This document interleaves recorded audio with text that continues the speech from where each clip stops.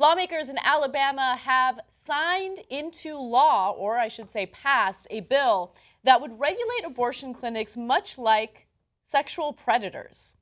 So the bill prohibits State Department of Public Health from issuing or renewing licenses for clinics that are located within 2,000 feet of a K-8 public school. Jesus Christ, So essentially they're saying, look, these abortion clinics, man, they're really dangerous, so we don't want them anywhere near a school. I don't know if you guys have ever walked past an abortion clinic, but there's usually a nurse handing out pamphlets talking about how you should all get abortions, right? Yeah, especially to kids. Especially to kids. Yeah, and they have big signs, like neon signs that say, we love to kill people. We want to kill you, right?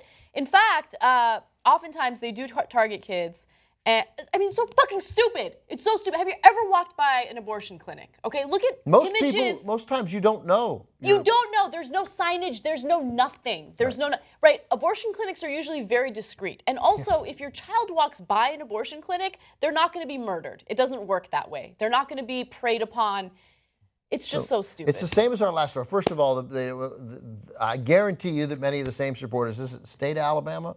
State of Alabama. I guarantee you that a number of those same state senators and House members in Alabama that support this piece of legislation also were at least hesitant to ban guns within 2,000 feet of a school, or have come out or would like to see teachers armed. Right. Right. Ways that would actually endanger children. So once again, as exactly with the transgender bathroom issue in Alabama, oddly enough, in that Alabama town. Oxford, Alabama.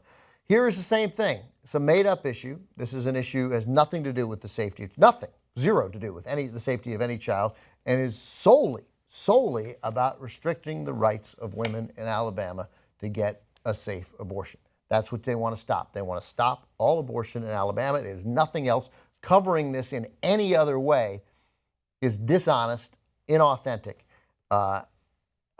and plays into the hands of the deceitful people who came up with the legislation in the first place. They are trying different methods, as they have since Roe versus Wade, different methods to slowly, without overturning Roe versus Wade, take away a woman's right to choose. That's what they're trying to do here. And here they're trying to scare you with something out there that has nothing to do with happening here, and describing it, covering it any other way is a crime.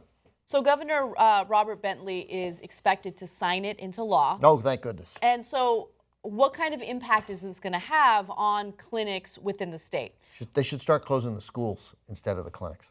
Yeah, just to keep those kids safe. Yeah. Right? Well, if they're public schools, conservatives will probably want that. That's right, yeah. But anyway, one of the state's 5 licensed abortion clinics, they only have 5 in Alabama, will be forced to move for the second time in 2 years. So the Alabama Women's Center for Reproductive Alternatives, which first moved in 2013 to comply with new building restrictions on abortion providers, is now the only clinic women in the northern half of the state have access to.